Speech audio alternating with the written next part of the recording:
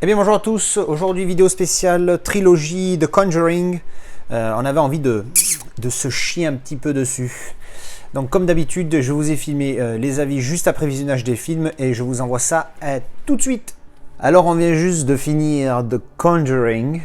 Donc c'est la deuxième fois que je le vois. La Casa Girl, c'est la combien de fois? 2 ou 3. 2 ou 3. Alors moi, la deuxième fois que je le vois, je me suis chier ma race.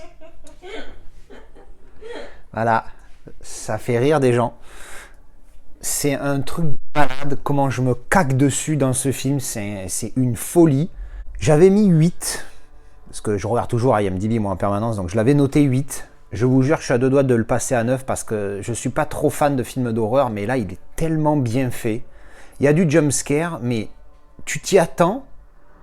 Mais en fait, ça arrive, le réalisateur a réussi à faire que ça arrive une seconde plus tard que ce que tu t'attends, tu vois. Enfin, moi, je l'ai ressenti comme ça. Après, je sais pas, qu'est-ce que... Ouais, un peu, hein. Voilà, ouais, Casa Girl valide. Donc, c'est chaud du slibard parce que te faire ressentir un truc une seconde ou deux, et ça suffit parce que du coup, tu dis, bon, c'est bon, tu te dis, bon, il y a des fois, il y a des situations où genre elle regarde sous le lit, tu sais, le fameux deux coups, tu es dans la salle de bain et puis ils ont leur miroir là, et puis quand ils ferment la porte dans le miroir, boum, il y a quelqu'un, bon le truc super classique, bon là il n'y a pas.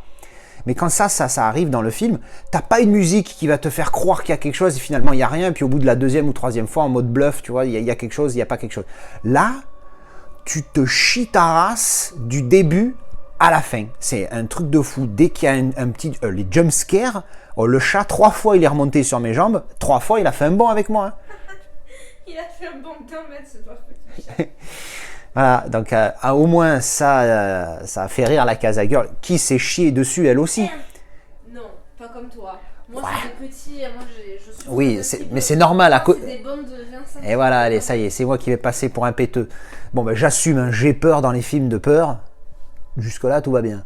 Bon, celui-là, il est exceptionnel, il est bien joué. L'histoire, tu t'es attrapé dessus. Alors, il y en a qui disent que comme c'est basé sur une histoire vraie, du coup, c'est encore plus flippant parce que tu y crois, machin. Bon, moi, je veux bien que ça sorte d'une histoire vraie, mais pour le moment, je reste athée à 100%. Moi, j'y crois pas. Hein. Mais bon, après ça, tant que moi, ça m'est pas arrivé, j'y croirai pas. Hein. C'est un excellent film. En fait, on se l'est remis, enfin, parce que bon, comme on l'avait vu tous les deux, pas ensemble, mais on l'avait vu tous les deux, là on se l'est remis parce que comme j'ai acquis le 3 il n'y a pas longtemps, on va se faire les 3, donc là je sais pas si on va peut-être se faire le 2, il est un peu tard. Donc je recommande forcément ce film parce que si vous aimez bien vous caguer dessus, je crois que c'est le film qui moi me fait me chier dessus le plus, c'est un truc de malade. Évidemment c'est au sens figuré, calmez-vous. Donc c'est vraiment un bon film de flippette. Autant, bon, l'Exorciste, le premier, c'est vrai que maintenant c'est difficile de te caguer dessus, même si t'es dans l'ambiance quand même et t'es pas bien, tu vois. Mais bon, tu te chies pas dessus comme dans celui-là. C'est, voilà, j'ai Paranormal Activity, j'avoue que c'est pareil. Je me suis bien cagué dessus quand je les ai vus. Mais celui-là, il a un truc en plus. C'est pour ça que je suis à deux doigts de passer ma note à 9. J'ai eu 3 gros, hein, 3 fois. 3, ouais. Ouais, 3 fois où je me suis vraiment... Mais j'ai fait... oh, mais un bon... limite, j'étais en lévitation sur le canapé tellement j'ai faim. Bon, enfin bref, non, je recommande fortement. Pour ceux qui connaissent pas du tout, j'ai pas expliqué l'histoire, mais grosso modo, c'est une maison qui est hantée, et il y a des gens qui viennent de l'acheter, et puis il se passe des trucs. Ça paraît super classique, et ça l'est, mais l'histoire, elle est tellement bien ficelée, tellement bien filmée, et tellement bien jouée, que c'est juste énorme. Bref, voilà. Donc je vous recommande fortement ce film si vous l'avez jamais vu. Le Blu-ray, il n'est pas excellent. Je l'ai trouvé un petit peu moyen, un petit peu granuleux parfois. Il est un petit peu de ghosting aussi par moment. Donc j'ai trouvé ça pas top, quoi. Je vais mettre 2,5. Allez, 2,5 sur 5 parce que franchement, il est pour un Blu-ray, je m'attends à beaucoup mieux que ça quand même. Surtout pour un film qui est pas vieux. Hein. Il est de quelle année celui-ci? 2013, voilà. Pour un film de 2013, je m'attends à un truc, voilà quoi. Donc oui, vous voyez, là j'avais mis 8. Il a 7,5 de moyenne, hein, moi, mais je trouve qu'il mérite largement au moins un 8 facile. Donc voilà, ben ça c'était mon avis pour le premier. Combien la note, la Casa Girl? 8. La Casa Girl 8 aussi, comme moi. Hein. Encore une fois, je vais peut-être passer à 9. Hein, je vais réfléchir. Là, à chaud, j'ai pas envie de prendre une décision à chaud. Voilà, ben ça c'était mon avis pour le premier Conjuring. Et on enchaîne tout de suite avec le 2. Alors, on vient juste de finir de Conjuring 2. Beaucoup moins bien que le premier. Mais quand même très bien. Voilà. Donc le premier, j'avais mis 8, presque 9. Je réfléchis encore si je mets 8 ou 9. Celui-là, c'est 7, mais 7. Voilà, il n'y a pas de réflexion, ça sera jamais un 8. Enfin, ça sera pas un 8, c'est un 7. Il est bien, mais je ne sais pas si c'est parce que c'est une suite, parce que je les ai vus back-to-back. Donc du coup, je me dis que j'ai l'impression d'avoir déjà eu les mêmes genres de frayeurs, donc du coup j'ai moins flippé, parce que là j'ai eu des petits mais comparé au premier c'était rien à voir, hein. Là le premier j'ai fait trois fois des bonds de dingue, là bon ouais, Casagirl elle aime bien se foutre de ma gueule quand je me chie dessus, donc du coup comme j'ai pas fait des bonds de folie elle est déçue, mais j'ai quand même eu des petites flippettes à un moment donné, bon voilà. Donc il est bien, c'est un bon film, malgré ses 2h13 générique inclus, hein, ça va, il n'y a pas de longueur. Donc ça passe très bien, il est très intéressant aussi, mais loin, très loin derrière, je trouve. Même si les notes sont proches, je trouve qu'il est quand même bien loin derrière le premier, parce que le premier, vraiment, t'es dedans, t'es vraiment en mode flippette, du début à la fin, et c'est vraiment une expérience... voilà, le premier, c'est vraiment quelque chose. Là, t'y es moins bien, bon, voilà. Mais il reste quand même très très bon. La qualité en Blu-ray, hein, j'ai mis les jaquettes, j'ai viré, j'ai mis tout dans la boîte, c'est pour ça que vous voyez pas la boîte. La qualité, très bonne. Voilà, je vais mettre 3 sur 5, parce que c'est pas dingue non plus, hein, mais il est correct, voilà. Un petit peu de ghosting de temps en temps, mais en dehors de ça, ça va.